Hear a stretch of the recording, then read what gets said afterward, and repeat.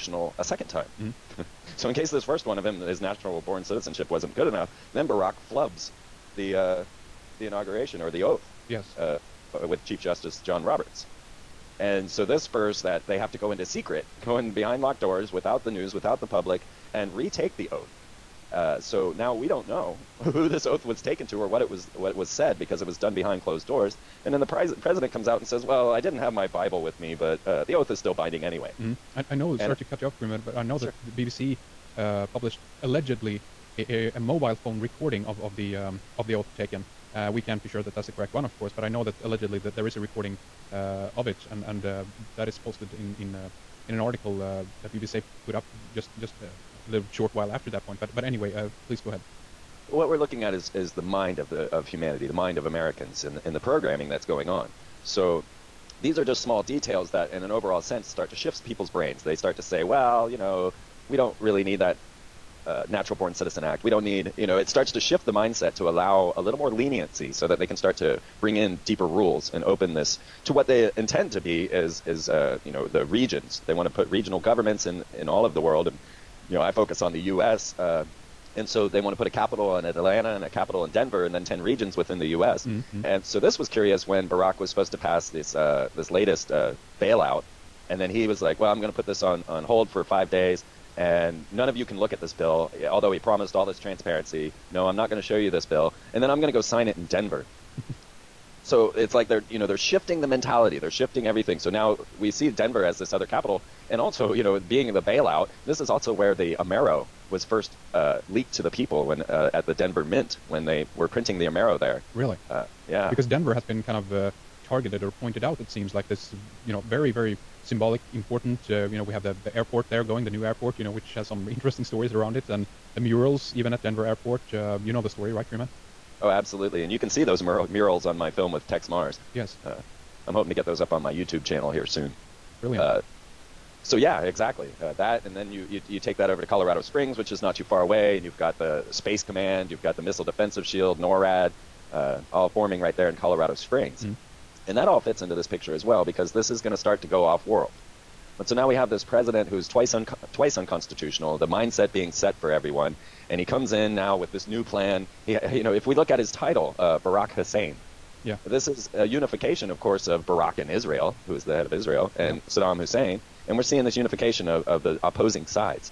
He's a black and white president. Yes. We had the male and female running. We had a lot of this unification of these opposites coming in this story. Absolutely. I'm glad you point out that, because again, it seems to be the talk as well has very much been, let's unite the party, or the parties, such as that, or the two different blocks, as it were, the Republican, the Democrat. The time for this is over now, and I think again, Obama has really, with his administration, his choice of people, have very much kind of continued on that line as well. He's keeping Republicans in there, and a lot of the old Bush guard is still there, and the people he's pointing out, again, is like bringing in the old guard from the Democrats. So it's very much about bridging these two sides, and the time of opposites or dichotomy is almost over, and this guy is going to kind of unify it all, right? Exactly. And him bringing Rahm Israel Emanuel into the story. Right. And then Rahm Emanuel's whole platform is about this compulsory service. And now I can't wait to see what happens when they start to tell the 18 to 24 American children that they've got to go into boot camp. I wonder how this is going to go over. Is everybody just going to be like, okay? I don't think so. It's going to be for Obama, so everyone's going to be lining up. Yeah, maybe it'd be curious, but I don't see that in the American ideals. Sure. Not many of us want to be forced into compulsory service. Of course not. No. Huh. And they offer then, on top of that, this whole idea of volunteerism. And this was something that Hitler used, Marx used, the whole idea of volunteering for your nation. Now, a long time ago, and what they were pushing were this AmeriCorps and Job Corps, these systems that have been set up beforehand. Now, being Freeman, I went and I had a friend who returned from Job Corps, and I was like, well, let me see. He had a belt buckle from his work there. And I wanted to see the secret symbols in it, So I'm like, let me check out your belt buckle. I flip it over, and there's no hidden code. There's a blazing compass, square, and G on the back. There's no doubts that these are Masonic organizations. And once you start to couple these type of pictures in, that we've got the Masons have pretty much taken over. Let's realize that Barack Obama and Hillary Clinton went out to the Bilderberg meeting last year. Barack Obama says, yeah, I went to the Council on Foreign Relations meetings, but I don't know if that makes me a member. Yeah, right. He doesn't even know if he's a member or not. So that's a good Yeah. one. Right. And then he goes on to say, what was that other question about the North American what? The North American Union, yeah, as if he had never heard of such a thing. I mean, Right. come on, these guys are horrible liars. They really are. It's incredible. So we start watching this form. We're watching it form. Yeah. And so the next thing that we're looking into is, well, there was a little more I wanted to cover on Albert Pike's outline of World War III, Mm-hmm. and then Obama's coupling NASA with the DoD. Right. Okay. Yeah. So, So in the context of World War III, do you think that Obama here has a, well, I mean, they all do have a role to play literally, but is this an important stepping stone, as it were, towards that goal, I guess we can call it? I think so. We're starting to see a lot of symbols in that way, which we'll get into a little bit more, but like Pope Benedict taking on that title, or Cardinal Ratzinger, the Nazi, and taking on the name Pope Benedict, which is the name of the Pope during World War I. But it also goes back to the Templars, and we'll get more into his hunting down of the Templars coming up. So we start to see symbols in the names. When there was a Bush, a Dick, and a Colin running the country, and they were all palace worshippers.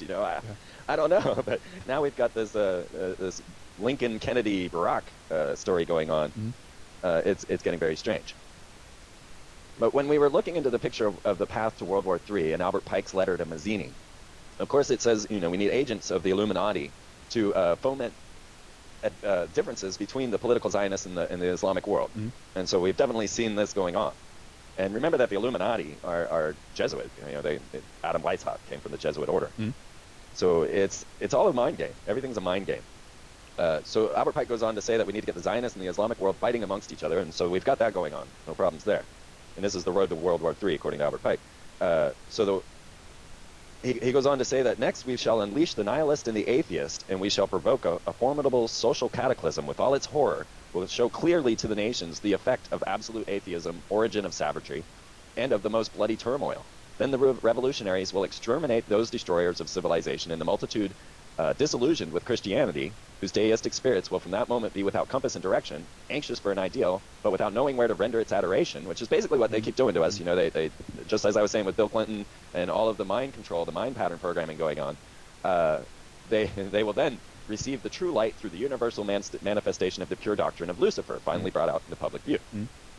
Well, as we were looking into the inauguration, the head of an atheist group filed a lawsuit against Barack Obama for the inauguration, saying that you can't have these prayers. We cannot no longer have these open prayers for an inauguration. And then we start looking at the actual prayers that were given, and this gets very strange, because who was it that they were invoking? Are you ready to go there? Yeah, absolutely. So we look first to Gene Robinson. He gave the first open prayer on inauguration on Sunday. And now he's a New Hampshire Episcopal bishop who is openly homosexual. He says that he believes in his heart that the church got it wrong about homosexuality, and he's hoping to see and live in a time when the church will start getting it right. Now, I'm not religious. Have not been brought up in any faith, but I'm looking at symbols and mind pattern programming. So here comes this openly homosexual bishop to give the opening prayer, and he opens it with "O God of many understandings." So he's now invoking some some odd god of many understandings, and of course he was going on to say that God loves every nation. He says our president is a human being and not a messiah. He goes on to say, bless this nation with anger, bless us with discomfort. And a lot of this was very equivalent to what Barack's inaugural speech was, because you got to leave it to Jon Stewart, right? When he put together the picture of Barack Obama's, I can't even say it anymore. It's just Barack Obama in my head now. There you go. Yeah. You put his speech alongside with W's inaugural speech, and you'll see that they're saying the same thing. We're going to have to go kill our enemy. We're going to have to suffer. It's going to be hard, and times are not easy. And they were almost word for word when you saw it side by side. Leave it to the Daily Show to give us our news, right? Yeah. So here we have this first minister, openly gay, promoting this God of many understandings. And then we have Dr. Barry Black that comes up before the dinner at the inauguration. And he comes in and he invokes. Now this invocation, realize, okay, inauguration is the unification of the God with the queen.